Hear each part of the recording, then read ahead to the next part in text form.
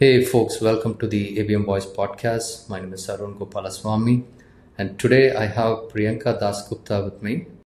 She is a senior field marketing manager at Kyndryl, a subsidiary or a spin-off from IBM.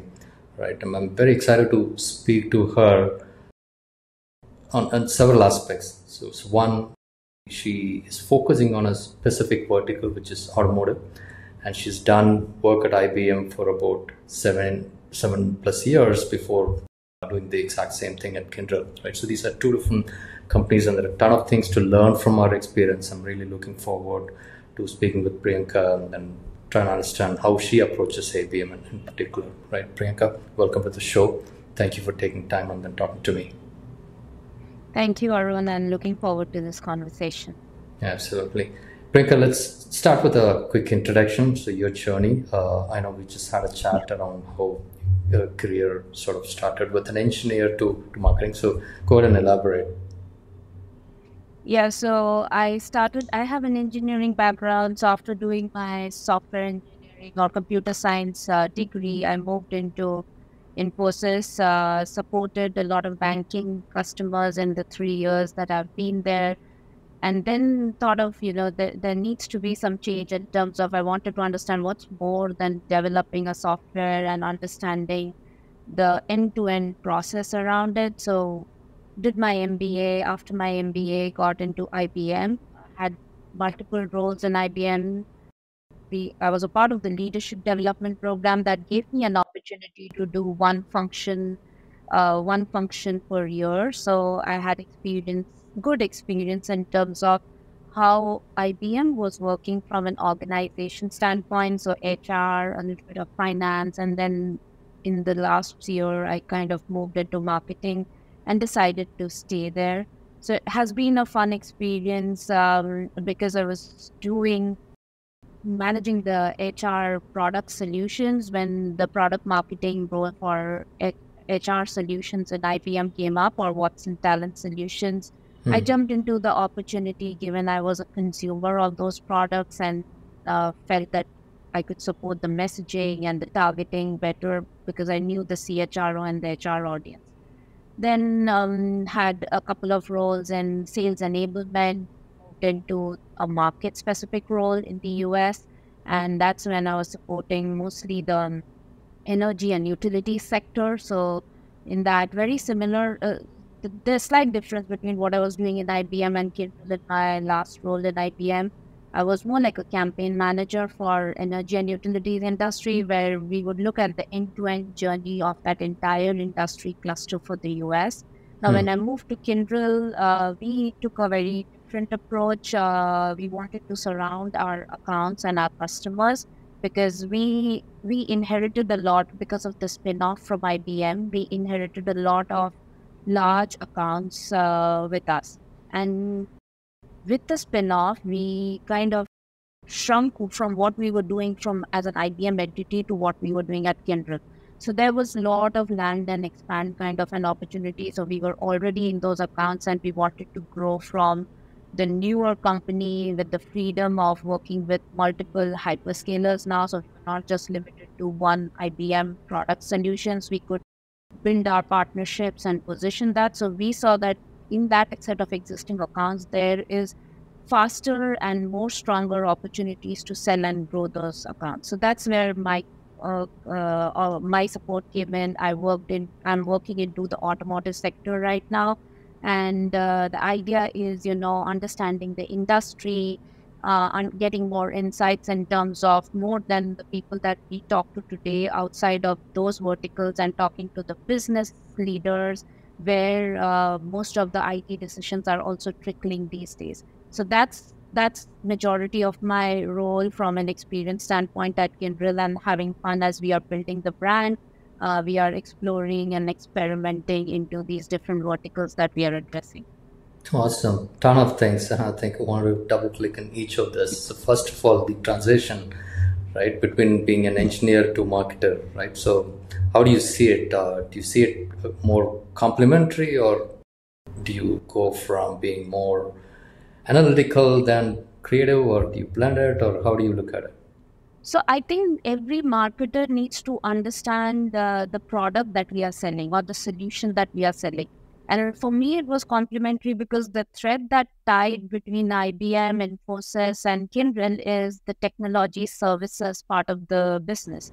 Hmm. And given that I was a software engineer working for banking customers, I know the what, let's say, a Kindle delivery person is doing right now, because that was my job 3 years back. Yes, there is a lot of automation and there's a lot of different technologies, and now things are on cloud. We were When I was supporting, maybe things were on mainframe, but the idea is I understand the technology better probably than my peers because I was in the role, and that's where I feel the synergy is when I know the solution which Kyndryl or IBM has been selling, that not only helps with the messaging, it helps in terms of understanding how Kyndryl is selling those solutions and the skills which is needed. And typically, if you look at services business, it's all about the people who are working in that business. We don't have any products to sell.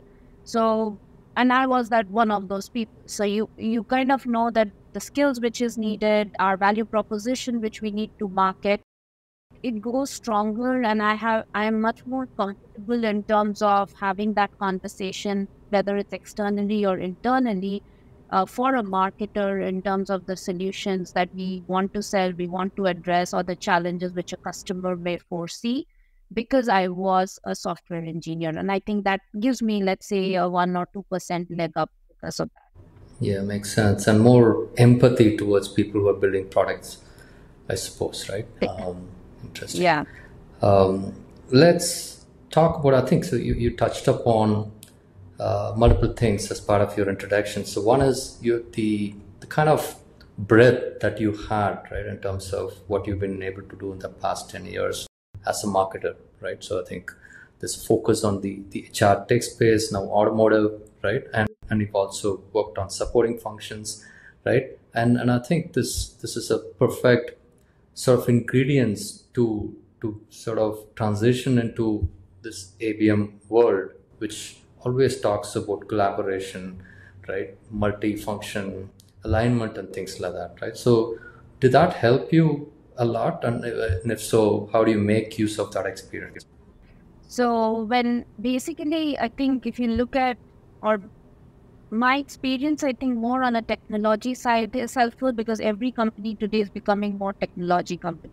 Then when you bring in IBM and Kyndryl, and these are large multinational companies where there are different verticals that we need to focus on.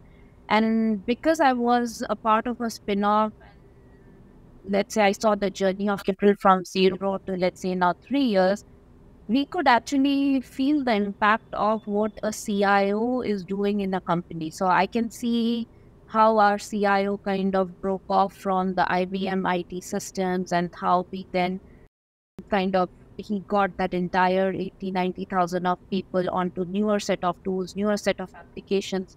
And that was interesting for me as a marketer, because that's when you see how a CIO's mind works, right? The pressure or Hmm. the timelines when you break off from a company and how you want to transition, how he's making the software or the application decisions to buy into that. And going deeper into that customer zero, our own customer zero story was really helpful. And then Hmm. you think about automotive, and automotives are growing through mergers and acquisitions, or they're even spinning off, right? So Hmm. this kind of really played into the industry very well when I joined automotive as an industry to support. We heard Stellantis merge between Fiat Chrysler and Peugeot. We saw Daimler broke off, so Daimler Trucks became a separate company, and Mercedes Benz became a separate company. And these things continuously keeps happening, which continuously impacts the IT landscape of these organizations.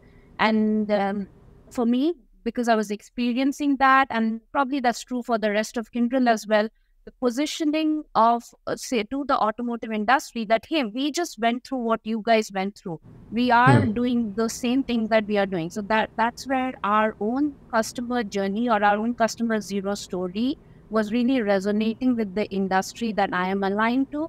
And I think it was very timely as well, because after COVID, all of the automotive saw the pressure of chip shortage and supply chain being impacted, not just because of chip, but also because of electric vehicles.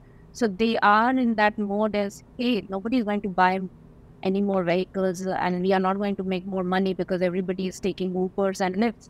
So how do we change from a vehicle manufacturer to a mobility company? And that big theme is driving a lot of these transitions, which as an ABMer, I was able to tap into because I was reading what the market is talking about, experiencing what the market is talking about. Then we have a layer of sales who are already working with the customers who are basically there to validate what I'm listening in the market. And then we have our own journey that is helping me as a field marketer understand how can I position it better to the people that our sellers are talking to or we want to talk. Very interesting. How does the journey that you had in IBM, such a big behemoth, to almost like a startup, right? And of course, you had customers, you had assets that coming as part of the spin-off, right? So, were you retaining the playbook, or were you sort of like rewriting the playbook when it came? And if so, what was the journey like? It's a very interesting. I think you talked about the transformation, the org transformation. I'm curious to understand what the marketing org's transformation looked like. No, I think it's a very different experience. So IBM, when they decided to spin off their services arm, their whole goal was to become more product company. And our goal are the services company. So the first difference out of the door was IBM is product centric. So you have more product marketers. Product marketers will focus on, let's say there's a SaaS offering. What does that SaaS journey look like? You build the website, you make sure there is traffic, and that traffic translates into revenue. Right. That's in a very simplistic way of, or very easy way of understanding product marketing in more like in an IBM kind of a setup. Now, when you remove the services aspect of it, that has the majority of the people-centric part of the business. So then when we became marketing for Kyndryl, we did not have any products to sell. We had services to sell, and the people who delivered those services were our value proposition. That's the point of differentiation. So we could go in the market saying that, hey, our quality is better, our delivery is better, and maybe we are more efficient than the rest of our competitors like the DXCs and the Infosys and all of that. So that was the key difference in terms of what am I selling or marketing today. In Kyndryl, I'm selling more aligned to our culture, our value, our people, and that's the meat of our business. In IBM, it was very different. They have probably a part of the consulting business, but their primary goal is to sell the products that they are building. So that was the big difference. Now, from an marketing organization standpoint, another difference was the kind of companies that buy these things from you, right? And the kind of audience that you're targeting. The services business is long sales cycle business. And we know that a long sales cycle business means it's easier in places when you already have a footprint versus when you have zero footprint, because the incumbent always gets slight advantage. Studies have shown that they always get slight advantage because the company has seen your work. Your customer has already seen you. So that was our strategy of IBM and why we are account focused and why probably the entire company is customer centric, is because we know our customers so well that we have the capability to expand on those existing opportunities. This year, we are calling it run and transform, is we are already running your environment, and because of that, we have the permission to transform your existing environment. So the marketing structure also went there. So we as field marketers are sitting more in the markets, in the geographies, and we talk directly with the sellers, and we are like the first voice in the marketing who are listening to the customers, and then we feed into the demand gen engine, we feed into the content engine saying that, hey, we are listening this from the customer, or we are seeing in the automotive cluster, a lot of RFPs are coming aligned to this particular problem. Can we go back and put this in the funnel for content or in the funnel for demand gen? to build that engine, and that then comes back to us to support and translate revenue and some of those. Very interesting. How does the organization, the marketing organization, structured? Is it a matrix organization across multiple functions and then vertically divided? Like, how does it look? Yeah, so it's definitely a metrics organization. We have like multiple geographies, as I was telling. So I'll go bottom up. So we have multiple geographies that basically holds all the field marketing team. So we, like in US, because we are a big market, we are broken up by industries. There are some countries that may have chosen to break up based on the size of the accounts that they are doing ABM for. So that's the field marketing organization, and we report into a leader who manages all of us from a field marketing standpoint. She also has the ABM COE, or the Center of Excellence piece of the business. So as we are delivering different experiences to our customers, there's also an opportunity to learn from each other and expand. And that's the role of the account-based marketing COE. Hey, Priyanka did this well with her account. Can be replicated for others? So we do a lot of these knowledge sharing. The COE also helps us translate some of the work which the demand gen engine would be doing as to how it's landing into our existing accounts. So that's the field marketing organization, which is basically on the field, and there is a light global team which helps us scale the work that is happening on the field. Then there is a content and demand gen team, which basically looks at, hey, these are the broad themes that Kyndryl addresses. It's security, it's managed services, it's network and edge. Those are big Gen AI solutions. So those are like the big themes that we address, or we are helping our customers at a large scale level. And that team works closely with what we call solutions marketing team. So it's similar to product marketing, but it's not product, it's solutions. So they work closely with the solutions marketing team to work closely with the offering leaders to understand what these solutions are, and then give us assets and content that is cross-industry, but what we do exactly in terms of these solutions that Kyndryl is addressing at a large scale. So that defines the baseline of our services. And then when it comes to customization, it comes to us and the ABM COE to customize it for either an account or an industry cluster. So that's like a matrix model. Is yes, the global is there, that is looking at the global set of practices, we call it, in terms of designing the assets, making sure that there is broad level of targeting of our set of customers. And then we do bespoke personalized outreach at the field marketing and the ABM level. Beautiful. The ABM COE, it's a very novel concept, right? So how does that function, right? So is there a cadence? Like, do you guys meet every time a deal is closed, every week, fortnight? And what really gets discussed? I know you touched upon, okay, this program, right? Or this particular campaign performed well, so we should all learn, right? Who is part of that COE, and what is the agenda, and what really gets discussed, and at for what frequency? So the ABM COE, and I think most of the organizations that's trying to scale ABM have a COE concept around it, and it's a very light team. It sits across out globally. So there are people located across different geographies, and they sit together. And what we do is we meet weekly. We meet weekly, and there is a specific agenda. Each one of the field marketers gets a stage to discuss the areas of success, but also the areas of failures as well, and learn from each other. And the COE kind of picks those content up, keeps a repository, make sure that it's scalable, and also sometimes present us with ideas as to something that global is doing, how can we personalize it at an account level. So COE is like a thread between what we do in the markets and what is being done at the global. Whatever global does,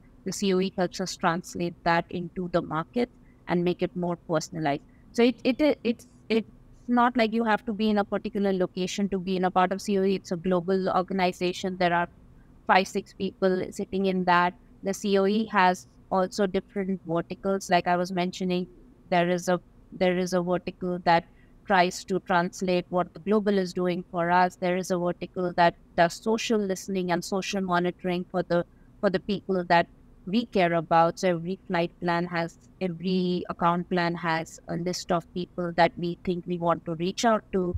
The COE helps us get social profiles, social listening on those accounts. Then there is a COE that measures customer moments. So anytime we show up with a customer on an external platform, the COE keeps track of, okay, Priyanka showed up with Honda at XYZ event, or Kindle showed up with Honda at XYZ event. We need to capture that because that goes into our metrics. And then finally, there's a COE team that looks at sales pipeline, dashboard, metrics, and helps us translate it at an account level. Okay. The COE is not restricted to field marketing. There is a representation from across the marketing functions, right?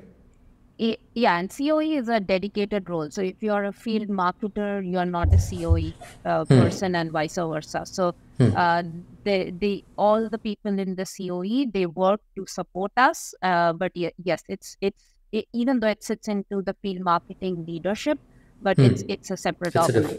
Okay. And do you also have any representation from, let's say, sales or customer support organization? No, we don't have. Right now, it's all marketing. We do bring in sales when there is a win that we want a seller to narrate. So sales, we do believe that sales is a strong proponent for marketing in Kyndryl. And we bring them whenever there is success, whenever there is good work. We do like hearing directly from them, but they are not part of the COE. The COE, okay. Okay. Just help us understand how, let's say, you identify either a new account or an opportunity from an existing account, right? How do you activate your ABM process for that particular account or an opportunity? And what are the different strings that you have to pull across the various sub-functions that you talked about, including sales? So the moment when there is a new account, the account selection happens first with the sales. So even before we decide if this account needs to be an ABM or not, there's the first conversation with the sales to one is understand if they know what is account-based marketing. Second is whether they will be a partner of ours if we try to approach that, because our success depends heavily on the seller's success. And when we get a good agreement that, hey, this account has potential to be ABM, but we will take it as an ABM if the seller ticks all the boxes in terms of what we want to, how we want to work with them.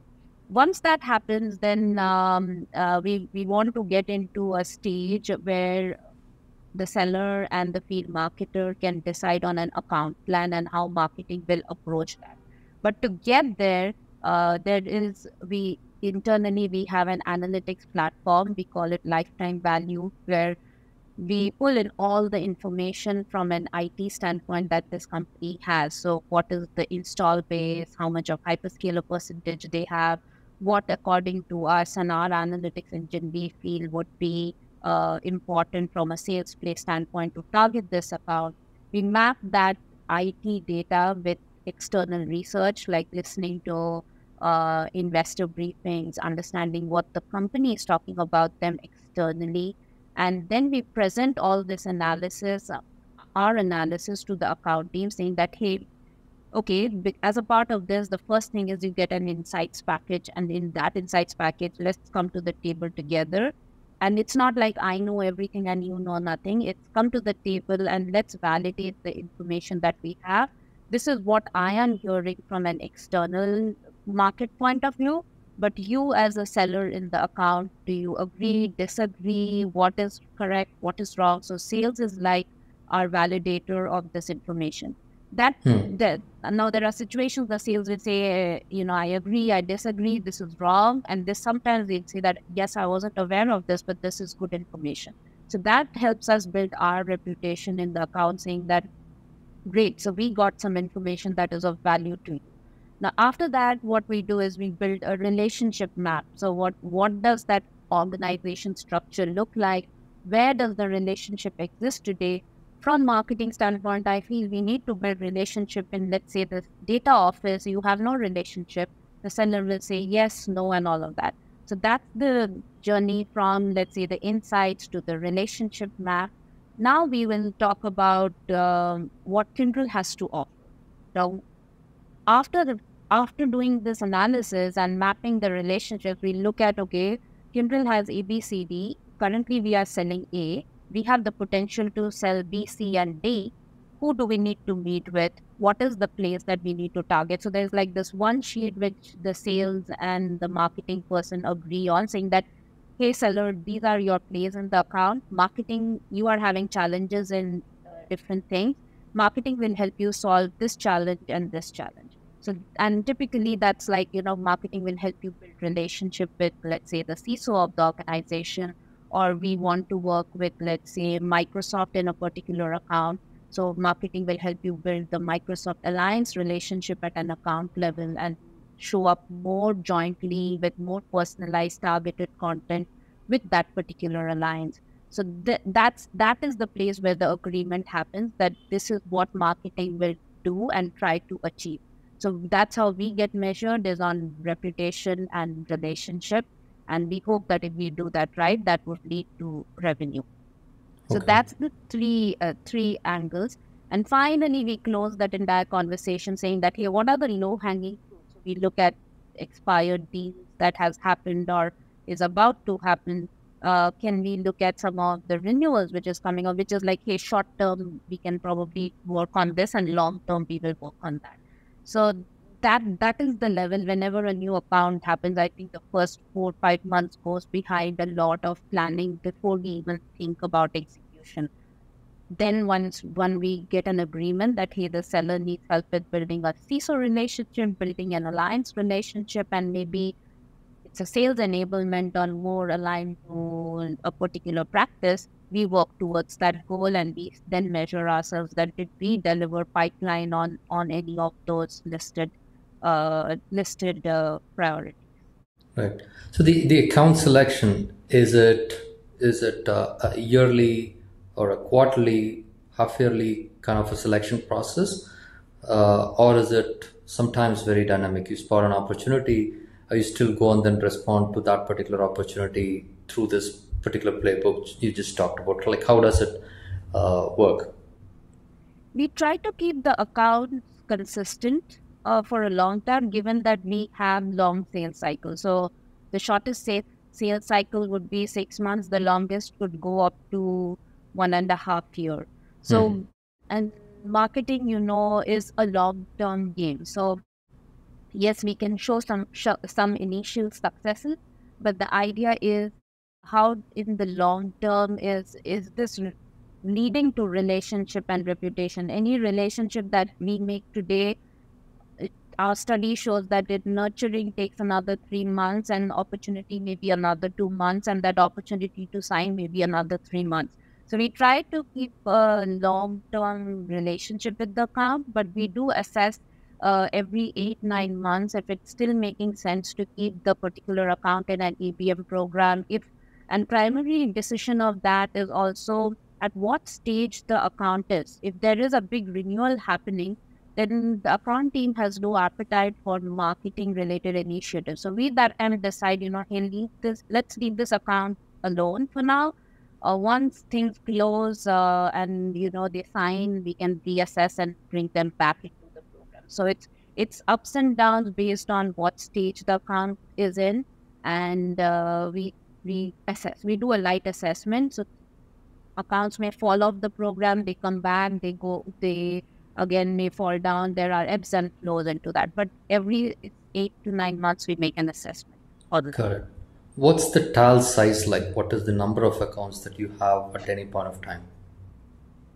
Per field marketer, we do like overall for the ABM program, like what's around 100 accounts. Also overall, around 100 globally we'll have, and it gets divided between, if the account size is big, then that field marketer will have one. But if there are like 3 new logo kind of accounts, they'll have 3 accounts in one go.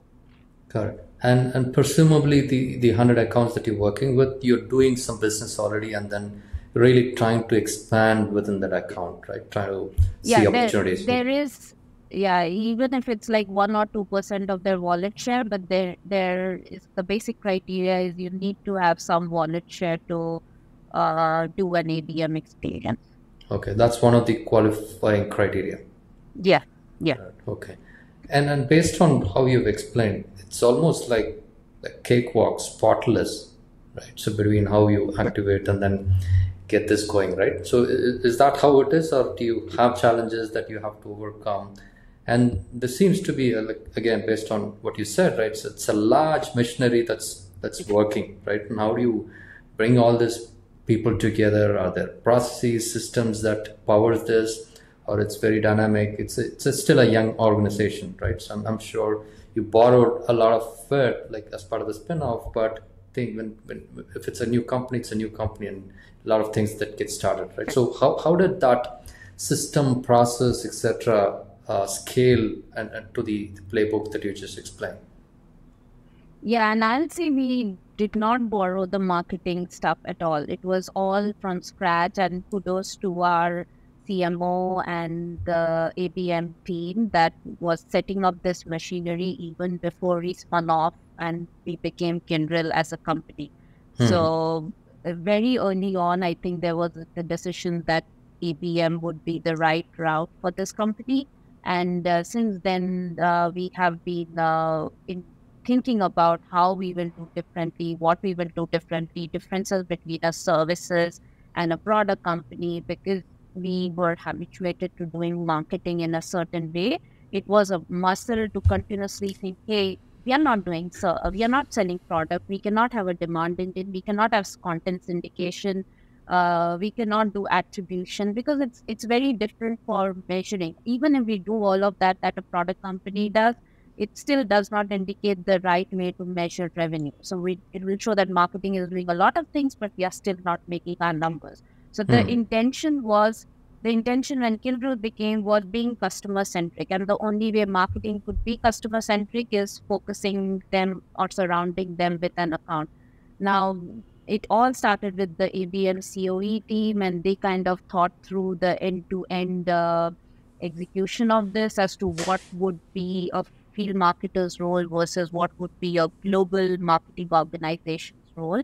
So the COE actually came together. They piloted. Initially, we had around globally 50 odd companies. We expanded this year to 180 around companies. So we are expanding the program and we are learning from it. But yeah, there has been challenges along the way. We pick up one account, the sales relationship, if it doesn't work, then 3-4 months down the line, we'll make a request to drop that particular account from the cluster. We may also have a situation where the account decided not to renew the business with us. So then the entire account falls through and the sales organization is getting dismantled. So there's no point doing marketing for those. So those kind of situations we'll have to pick. And the third biggest challenge is our brand. Very few people know who is Kyndryl and what we do. And that's where, even though it sounds smooth, there is everyday conversation still, as many don't know who is Kyndryl. Even in the accounts that we work with, we are sometimes boxed into one particular part of the business. And as I was talking, we have like 5-6 practices to sell into. And we have alliances that we have built where we have expanded our market. So that's why ABM makes more and more sense. Is the sales is passionate to sell more, we are passionate to sell more, and marketing is actually helping him expand his visibility in the rest of the organization. And that's why it seems like it's a smooth engine. It's because we are working towards one mission of, hey, we don't want to just keep doing what we are doing in this account, we want to grow more. And we then partner really well with the sales team to achieve this. There are some translation challenges that, hey, global is doing this, it's not landing in my market, or global did this well, it's landing well. So that's a learning process. But I think this whole engine, I think our CMO did a very good job in terms of setting us up, because there's no agreement. I mean, the CEO is brought in, our chief of sales leader is brought in. So everybody was in agreement that this is the right way to go about. Now it's on us how we are showing those results is the metrics part of it, which we are refining every every day in terms of as we are improving our ABM program. It's a learning process, but I think it's a very well thought through organization structure. It seems so. So it's amazing. And you talked about relationships and reputations, right? So how do you measure that? Is it the number of people that you're able to? Because I think these are all like very qualitative sort of terms, right? So how do you quantify it? Right now, we are doing a very manual level of quantification. So, if I'm managing 4 accounts, one is that sheet that I spoke about where we directly decide that name level in terms of who we want to build relationship with at an account level. And that directly should translate into my results that, hey, we did a meeting with the CISO or we showed up on stage with the CISO and that CISO introduced us to his CISO department or other organizations. And that's a very manual way. And the reason I'm able to say it in that way is because I am tracking it at an account level. So that's one way. And second is the customer moments aspect of it. So anything in social where Kyndryl and that particular customer shows up together, that we count in the reputation side of things. So once that reputation is built, okay, who was the speaker? Can we get a meeting with this person? Is that person taking our calls and doing meetings with us? And sometimes it's a yes, sometimes it's a no. If it's a yes, then that's a success in our metrics. If it's a no, then we are still able to show the efforts that, hey, Priyanka put in A, B, C, D initiatives to get to the CISO, but nothing resonated. But it's still shown as an effort, and we feel that because our reputation or Kyndryl as a brand is so new, we still feel that all of those efforts are reaching to the audience that we want to target, even if they are not responding to it. Right. And who holds the responsibility in terms of driving this partnership between sales and marketing? It's the individual FM. So we build that rapport. So when we are tagged to a particular account, or when the sales, it starts grounds up basically. The seller is saying, I want account-based marketing support for these 10 accounts, and then field marketers get assigned to that account. Then it's the conversation or the relationship building between the seller and the field marketer. And if that clicks, then I think the rest of the thing is seamless. And if that's not working, then there are two ways to go about it. Either change the field marketer or drop the account. Those are the two options which we get. And that depends. It depends on the characteristics of the FM, or it depends on the characteristics of the account. It also depends on the characteristics of the seller. So in not putting bad on somebody, it's a lot about relationship, and every relationship may or may not click. So that's where it is. So there's nobody who is owning that relationship, but we kind of understand whether it's working well or not, and accordingly the feedback goes higher up, and then they decide if any changes needs to be made in that existing structure. Right. So it almost sounds like a pull, right, from the sales team. Hey, Yeah. I need your help, right? And I've understood how you've helped others, and I need this help. So come and help me, right?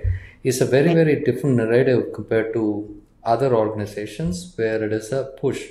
Hey, I wanted to help you, right? So tag along with me, right? And that's where I think there's like a lot of disconnect, right? So somewhere, somehow, this way of making the whole thing, the process to be a pull based, seems to be something that is like working well for you guys, right? So because that person has recognized the impact and what you could do as a marketing, and within the marketing there's several functions that you talked about, and hence there is some inherent buy-in already on which you're riding. Is that understanding right?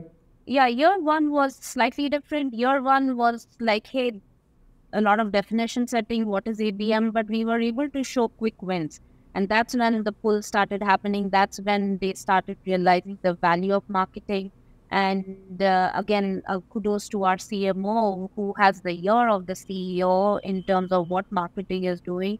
And that's also driving a lot of pull kind of an initiative. And lastly, we are a young company, so everybody is hungry. And that's the difference from IBM versus Kyndryl is we could actually see that people need us. Sales need marketing. So, and that's why there's more pull and there's more energy for us to deliver into these accounts as well. Seems so. It's very interesting.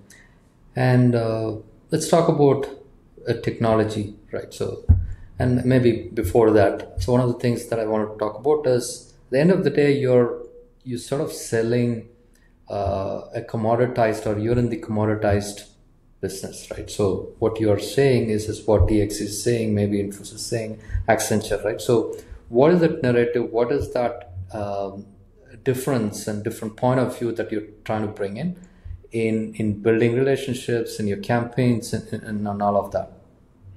I think what we feel is our point of differentiation is for the last 20, 30 years as a part of our old company, what we know the mission critical infrastructure of our customers better than any of the other SIs or any other service providers like the TX. So that gives us a lot of a bottoms up approach in terms of, hey, we are managing your infrastructure. Looking at your infrastructure, we see that these are your pain points and this is how we can help. That is primarily the sales route and how they are trying to reach out. Now, when we think about from a marketing approach, we rely a lot on the relationship aspect of it. So if I'm driving a campaign, the goal or the intention of that campaign is to build relationship with the person that I'm targeting in the campaign. So messaging is tweaked based on the priorities of that person. So if it's the chief sustainability officer that we want to target to because we want to sell sustainable solutions, or we want to show them the value that we are bringing today in your existing account from a sustainability standpoint, then the entire campaign and messaging will be tweaked for, let's say, automotive and sustainability kind of a messaging.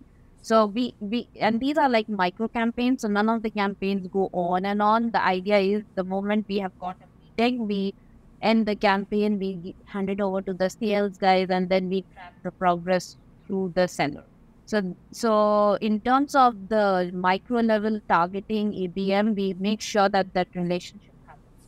Now, when I think about it from a global marketing standpoint and what the solution marketing is doing, our point of differentiation is the quality aspect of it. When we sell a solution, we make, the whole idea is Kyndryl has been doing this for the last 10 years or 20 years.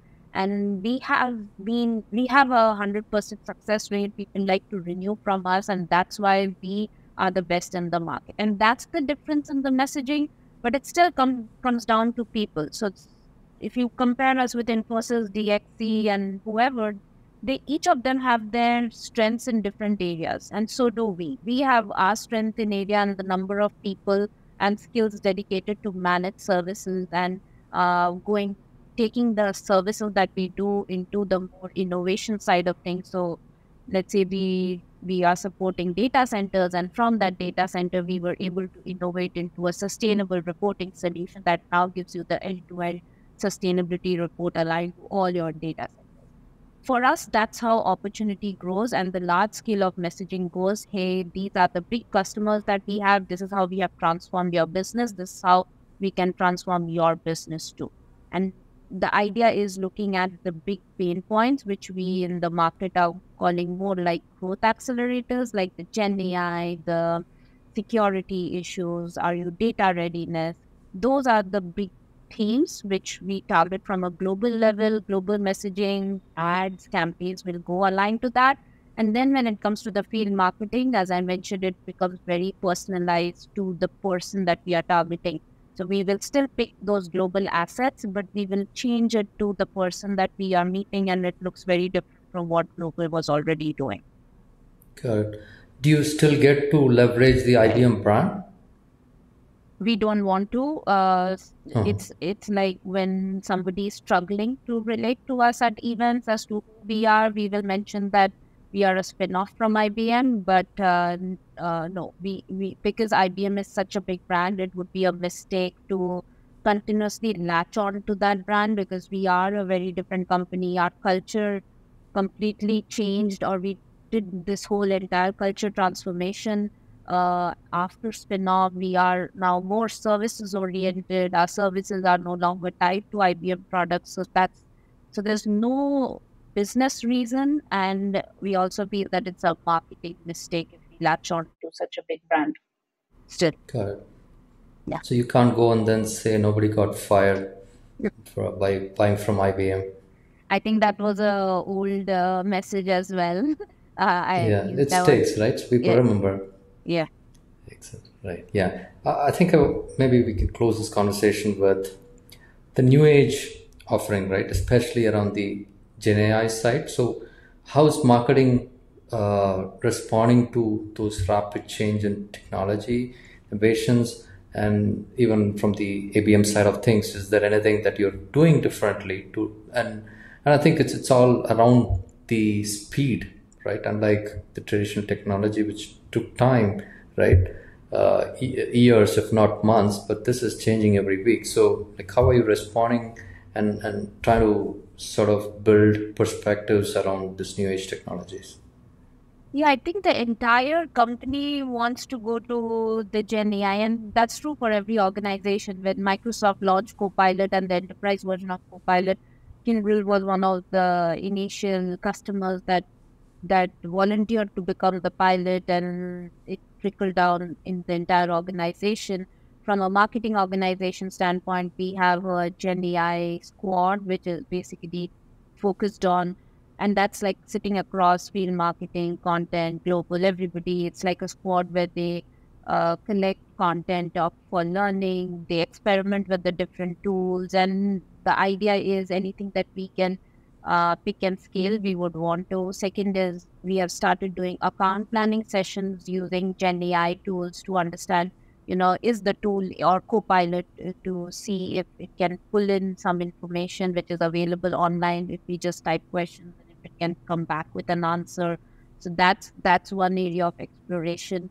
More from a customer messaging standpoint, I think Gen AI is ultimately, at least for the audiences that we want to look at, it's ultimately coming down to the use cases.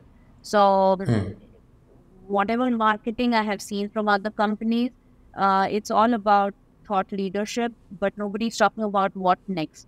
And that's what we are trying to differentiate is, okay, thought leadership, and we do, this is what Gen AI looks like, this is what large language model, small language model, etc. looks like. But then what we are trying to do is bring the people and the experts in front through our marketing messaging. So Global is bringing in, let's say, the Gen AI leader in Kyndryl who is driving the narrative. Our biggest value proposition is governance aligned to Gen AI. So our thought process is every company would want to build that Gen AI model internally. So we don't see a reason for outsourcing that to service providers like us. What I feel is our value proposition is, as you are growing your muscle, how can you build in governance, risk assessment, aligned to the large language models that you're investing in. And that's where we are bringing in that narrative and bringing those kind of experts in front of our customers, whether it's, let's say, a roundtable discussion, whether it's a webinar, all are with our SMEs every time the same voice comes out and the same messaging is in the market.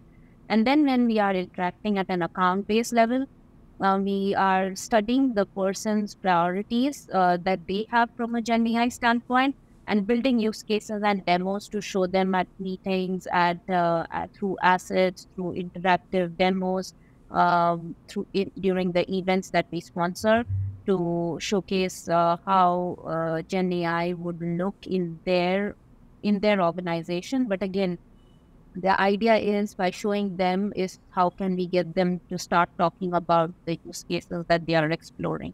So that's the difference a little bit, is global versus local approach is, hey, these are our SMEs and we have got great SMEs who know this technology and can help you with that. But then when we are coming at an account level, we are trying to show how we can help you with that based on your industry and your role today. Makes sense. Perfect sense.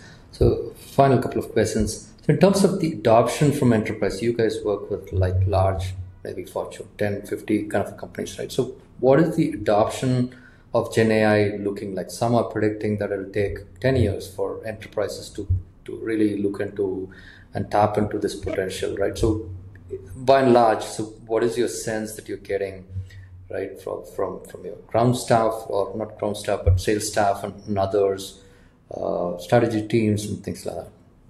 So one thing is for sure is everybody loves to talk about Gen AI. So if you put a event or a speaking opportunity where we are inviting customers aligned to AI, Gen AI, we see huge participation, huge engagement. People want to come to peer group discussions and brainstorm ideas.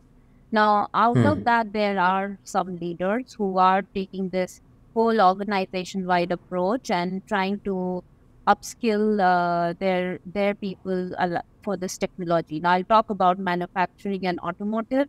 This technology is or this industry is not that technology heavy. Their biggest challenge is hiring more and more technical talent.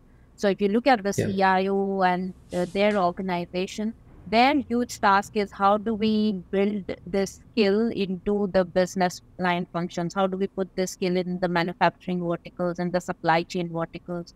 And when you have that skill, now then the conversation happens is, okay, I've done the skill building. Now can I put a data layer on top of it? Because your AI is as good as your data. So that is a big challenge. So yes, there would be pockets in different companies that would be experimenting with Gen AI. And there are like the easiest use case that I'm hearing in automotive is, hey, you have your car manuals, and car manuals is like 200 pages.